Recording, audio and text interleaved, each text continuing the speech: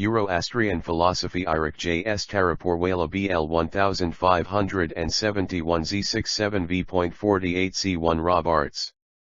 Presented to the libraries of the University of Toronto by Willard G. Oxtoby. Zoroastrian philosophy Irach J S Taraporewala, printed by Michael Andradas at the Bombay Chronicle Press, Bombay 1, and published by B.I. Taraporewala, India House No. 2, Gowaliya Tank Road, Bombay 26. Zoroastrian philosophy. Zoroaster had been renowned throughout the ancient world of Greece and Rome as one of the greatest sages of the world, and he was thus known to tradition all over Europe right up to the year 1771. In that year was published the first authentic translation of the Zoroastrian scriptures by the Frenchman Anquetil du Perron.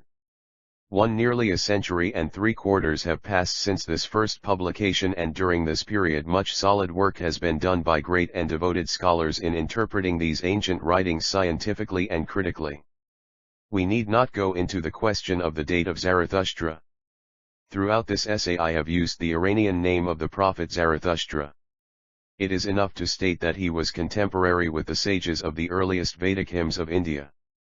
It is not the date that matters so much as the message that he gave to mankind. The prophet of ancient Iran was proclaiming the eternal truth, which has been proclaimed by all the great teachers and saviors of humanity.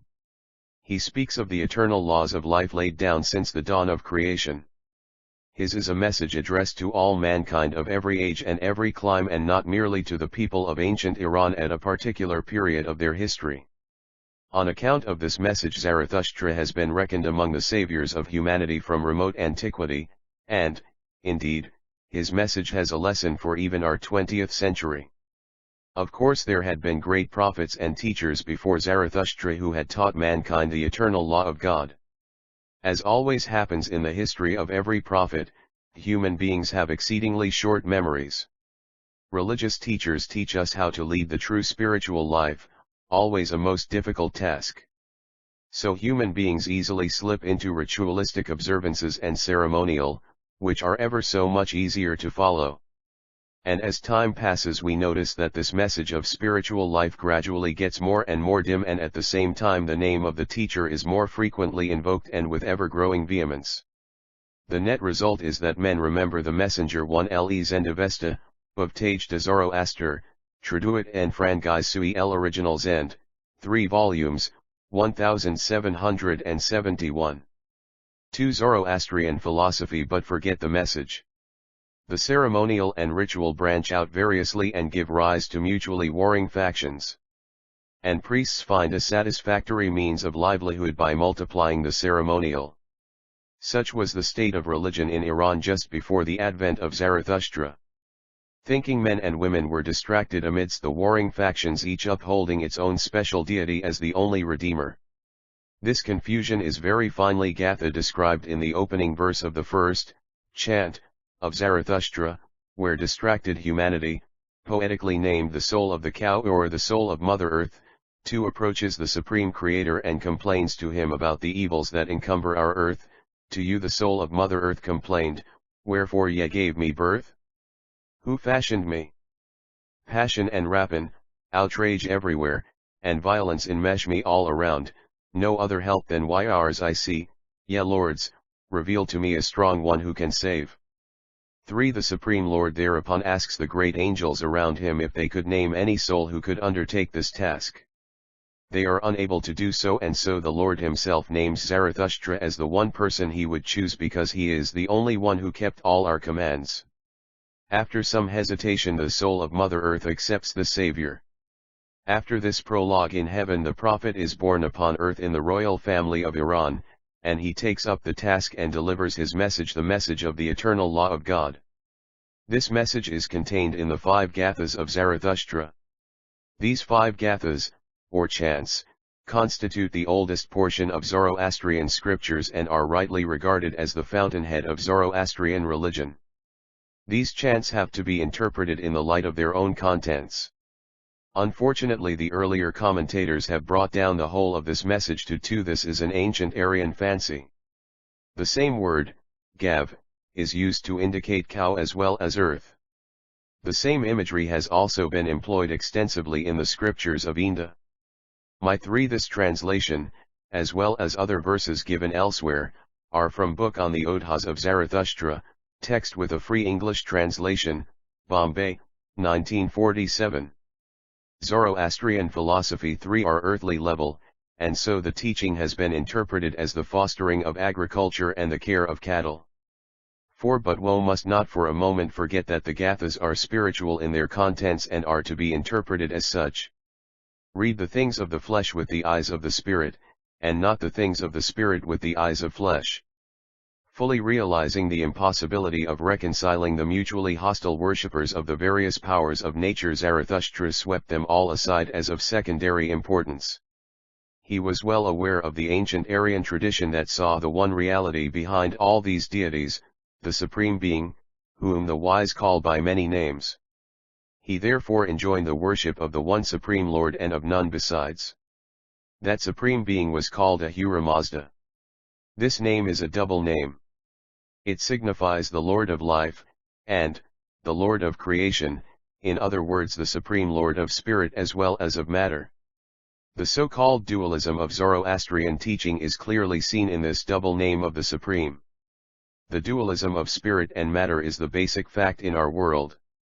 The Prophet has recognized this basic fact, and at the same time he has recognized that both, spirit and matter, have come from the one source, had one creator.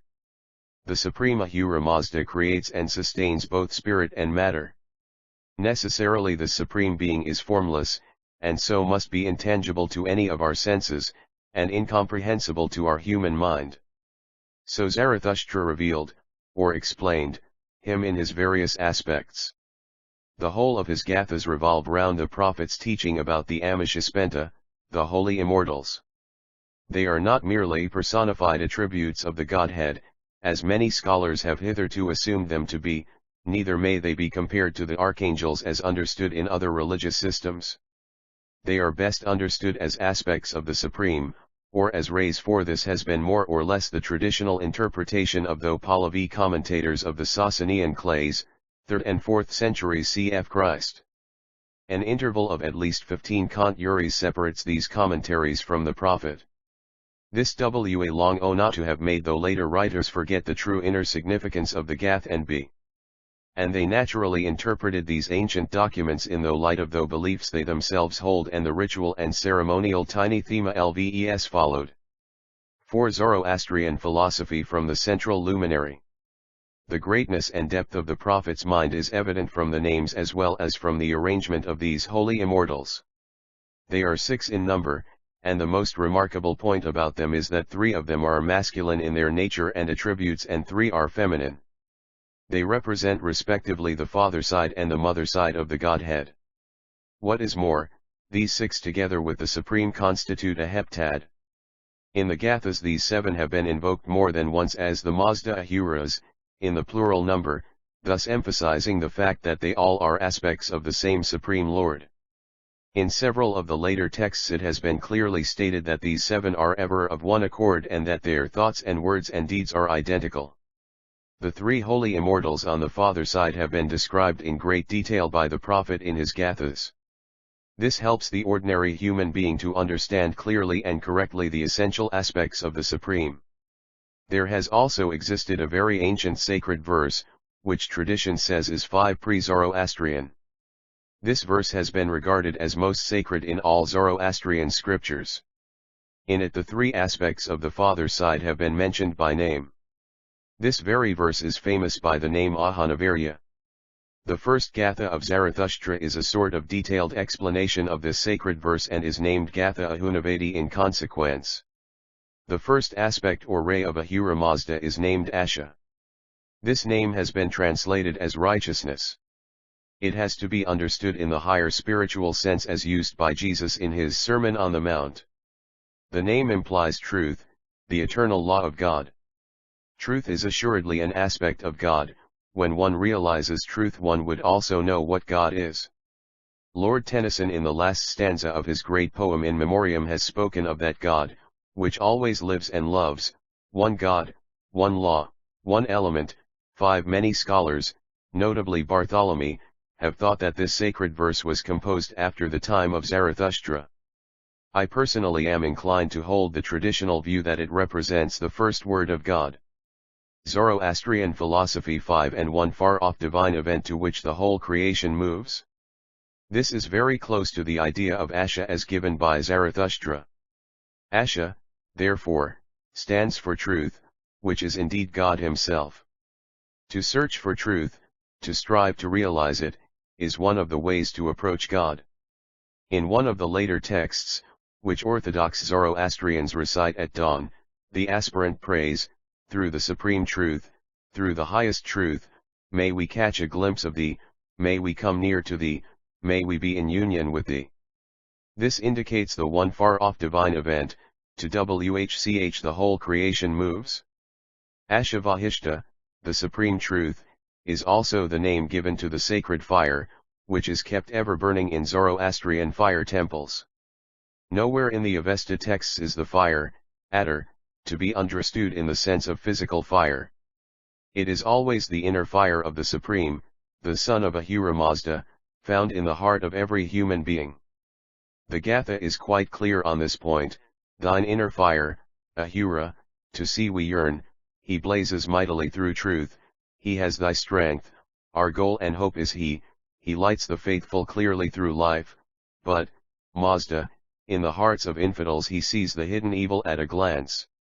The fire in the fire temples represents also the divine spark within each human being, a spark of the great fire, who is God himself. The realization of Asha demands the pursuit of spiritual knowledge, and in the Gathas very often the name also implies the path of knowledge. It is a strenuous pursuit, demanding one-pointed devotion. The second aspect or ray of Ahura Mazda is Vohumano. The name is usually translated as good mind, but that seems to miss the essential point. There is an obsolete Aryan verb, vas, to six love, from which is derived the six. This Aryan ms remains unchanged in Sanskrit, but changes to Vaha in the Avesta. The verb itself is not found in any text either of Iran or of India. But several derivatives are known in both lands. In India the derivatives of the verb seem to have been degraded in sense, and there is an implication of illicit attachment in some of the derivatives. 6. Zoroastrian philosophy first half of the name, Vohu. In later texts the word Vohu does mean good. But in the Gathas it does not necessarily imply mere goodness. The rendering good mind is somewhat colorless, but loving mind is something far more definite. Vohumano is, in short, the love aspect of the Supreme. God is love. In the very first prayer Zarathustra utters in the Gathas he expresses the wish, fain would I, Mazda Ahura, to you reach up through Vohuman, devoted love. There are a few favored souls amongst us, to whom God has whispered in the ear, who can love the invisible, intangible God in the abstract. The average man, however, needs something visible, on which to pour out this love. The love for God can be best expressed as love for our brother man. This is the fundamental teaching of all great religions. As a matter of fact, on reading the Gathas we get the impression that the whole teaching is based on Vohumano or love. And it may be noted that in the later texts Vohumand definitely stands in the first place, immediately after Ahura Mazda, though in the Gathas Asha occupies that position. Vohuman 5 implies not merely love of man, but his activity covers the whole of living creation. In later theology his special province is the animal kingdom, particularly the creatures who are useful to man. 7. The cultivation and the realization of love is best possible in the lives of wedded pairs upon earth. Hence wedlock has always been regarded as holy, for it is the first step along the path to God. In a later text we read that a married person is dearer to Ahura Mazda than an unmarried one. There is a beautiful verse in the 5th Gatha which brings out this ideal of wedded bliss. 8. These words I speak to maidens truly wed and to their comrades young, bear them in mind. 7. On days sacred to Vohumano, the 2nd, 12th, 14th, and 21st of each month, Orthodox Zoroastrians, though normally meat-eaters, abstain from flesh. 8. This verse is from the 5th Gatha, which has been regarded by many scholars to be a wedding hymn. Zoroastrian philosophy 7 and understand them deep within your souls, bring down Vohuman in your lives on earth, let each one strive the other to surpass. In Asha's truth, in Vohumano's love, thus each one surely shall reap rich rewards. In the later texts this idea of love seems to have developed in another direction. Zoroastrians are enjoined to recite their prayers 5 times a day. With each of the 5 divisions of the day 1 lord of a social unit is associated.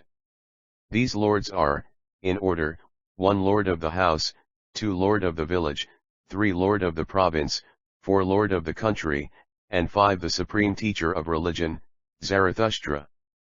These 5 lords represent ever-widening circles of duties and love. The last, the supreme teacher, Zarathustra, enfolds the whole of humanity in his loving embrace. Realizing thus both truth and love, one is not to rest content with his own attainment. He has to translate the truth and the love he has attained into action, into loving service of humanity. That is the third aspect of the supreme Hiskashatra. The name means power or strength of the Lord.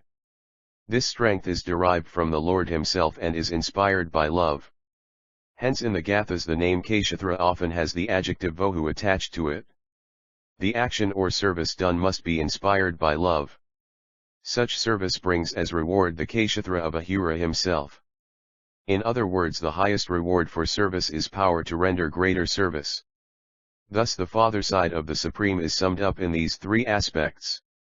In human life these are best expressed by the 3 verbs to know, to love, to serve. The mother side also shows 3 holy immortals, but in the Gathas they are not treated in so much detail as the 3 on the father side. The first of the mother side is the most important as she is closely associated with Armati, usually translated piety, is the first aspect on the mother side. Her name merely implies correct mental attitude. She represents firm, unshakable faith in God's 9, the day of 24 hours, beginning at midnight. 8 Zoroastrian philosophy, eternal law and justice. She is implanted and dwells within the heart of each human being. She stands by and resolves our doubts as they arise. Zarathustra admonishes us to keep our ears open to her whisper in our hearts. In later theology, Armati represents the firm solid earth, typical of the inner firm faith which nothing can shake. The Zoroastrian, when initiated into the faith, chooses Armati as guide through life. And after death the body is left in her loving arms and the soul passes into her protection. The names of the remaining 2 holy immortals, Orvadat and Amarita, mean perfection and immortality. They represent the ultimate goal of human life and endeavor. These 2 are regarded as twins, always together, because the attainment of perfection must bring immortality and the conquest of death. They represent the reward a man earns through his efforts to tread the path of Asha. They bring as rewards spiritual strength and life renewed, which are also regarded as the 2 precious gifts of love. Such is the wonderful and poetic teaching about the holy immortals, through which Zarathustra strives to give mankind some idea of the essential nature of the supreme power. We may sum up this teaching thus: every human being must strive to understand the eternal law of truth and righteousness, Asha, and must try to realize it in his daily life. In order to do this he must cultivate love, universal love, Vohumano, and realize it deep within his inner self. This truth and love thus realized must be next translated into acts of service, Kshatra. All through one must hold fast to firm unshaken faith, Armati, faith in the essential divinity and goodness of all creation. And thus one attains to perfection and immortality, Orvadat and Amarita, and becomes perfect as our Father in heaven is perfect and conquers death. Besides the holy immortals and the fire, Zarathustra has mentioned another deity in the Gathas. He is Sriasha. The name signifies obedience, to the will of the Supreme. In the Gathas he is called the greatest servant of the Supreme. The obedience here implied is not the blind and slavish obedience Zoroastrian philosophy 9 of the fanatic, but the willing obedience of the understanding mind. In later theology Sriasha ranks next after the holy immortals.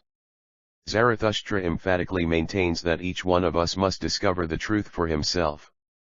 He has certainly claimed to be the teacher appointed by Ahura Mazda, but he has never said that a person should follow a particular course of litho and conduct because he had said so. His own words are quite clear and precise: "Hear with your ears the highest truths I preach, and with illumined minds weigh them with care, before you choose which of two paths to tread, deciding man by man, each one for each." This is the charter of spiritual liberty for all mankind. Man is given absolute freedom in the choice of the path he wants to tread because he possesses the most precious gift of God, mind, which enables him to distinguish good from evil. This problem of good and evil has been solved by Zarathustra in a unique manner. And that constitutes Zarathustra's greatest contribution to the religious thought of the world. His teaching is best given in his own words: "The first created were the spirits twain, as twin co-workers they reveal themselves, yet in each thought and word and deed these two are ne'er agreed, one's good, the other bad, and of these two the wise do choose aright, the unwise choose not thus and go astray. And when together did the spirits twain foregather at creation's early dawn, life did one make, the other made not life, and thus creation's purpose is achieved. Dark is the mind of those that cling to false, but brightly shines the mind that holds to truth." Zarathustra has said in so many words that both good and evil have been created by Mazda. The essential character of these twin spirits is revealed in what they have made life: 10 Zoroastrian philosophy and not life. The negative form of the latter is full of deep significance. The evil spirit is the spirit of eternal negation. Goethe in his Faust has described Mephistopheles in words which might have been taken straight from the Gathas. Mephistopheles is the spirit that evermore denies. He claims as his own domain all elements which ye destruction, sin, or briefly evil name. And further, Mephistopheles says that he is part of that power that still produceth good while ever scheming ill. This is exactly what Zarathustra has taught. The plan of God is that ultimately every soul shall attain perfection and immortality. But this is to be achieved by each one's own effort. And the initial choice is left absolutely free to each human soul. This freedom of choice necessarily implies full responsibility for all one's thoughts and words and deeds. And here we find the laws of karma, of action and reaction, stepping in. Zarathustra calls them the laws of happiness and pain because, as he has explained, falsehood brings on age-long punishment, and truth leads on to fuller, higher life. The twin spirits indicate the fundamental difference between life and matter, not life, between things heavenly and things mundane. The arch-deluder, the evil one, is ever at hand to delude mankind when their ears are filled with loud songs of the earth, which drown the whisperings of Armady in their hearts. Lured by the deluder, and blinded by the earthly glitter, men become deaf to the call of Asha and of Bohuman 5 and dash away along the path of wrath and hatred 10, and thus do they pollute our mortal life. But the inexorable laws of happiness and pain never spare anyone, for none may deceive the omnipotent Lord. After death souls have to pass over the judgment bridge, where their earthly lives are reviewed and rewards and punishments meted out. There, at the judgment bridge, the inner selves of sinners shall chide them as they fall. Punishment for evil is but the natural result of evil done. It is the law of God. Evil does triumph very often for a time. 10 Desire for the joys of earth leads a person to strive to gain them. When frustrated in this attempt, wrath and hatred arise in his heart against those who have thwarted him. Zoroastrian philosophy 11 But in the long run frustration awaits the follower of untruth, and all his triumphs are brought to naught by truth. From that moment shall his mind retrace its steps, for then, Mazda, Lord of all, thy law supreme shall be revealed to them by Bohuman. Then, Ahura, shall they learn, indeed, to give all falsehood into Asha's hands. Then, indeed, shall love replace wrath and hatred in their hearts. After years of frustration, tribulation, and mental agony experienced in this abode of untruth, our earthly existence, the soul at last learns the great lesson that hatred is conquered by love alone. Once that lesson is learned, the upward progress towards the realm of light, the abode of Bohumano, is assured. Thus even the worst sinner must, and ultimately does, attain perfection and immortality. There is hope for all, none shall be left out. In India, as natural corollary to this law of karma, the idea of reincarnation has been stressed. But no such stress on repeated lives on earth is found in any of the Zoroastrian scriptures. In fact, only one verse, out of 239, in the Gathas, and, indeed, out of all the Avesta texts, might be interpreted as speaking clearly of a return to this abode of untruth. 11. So we may assert that the idea of repeated births upon earth is nowhere emphasized in any Zoroastrian scriptures. This doctrine of rebirth, though quite logical and though undoubtedly very comforting in our moments of distress, still does certainly tend to make a person somewhat slack. One is apt to imagine that with several lives still to come there need not be any occasion for strenuous effort. Zarathustra has all through laid great stress on constant strenuous action. In one of the Gath feet verses he says quite clearly, one within the space of this life on earth perfection can be reached by fervent souls, ardent in zeal, sincere in their toil. 11 and 12. It would be fair to state here that other scholars have translated both these verses very differently. 12. Zoroastrian philosophy. We can therefore conclude that we may infer the teaching about reincarnation from the other teachings of Zarathustra, but the idea of rebirth is not at all emphasized anywhere in the Avesta texts.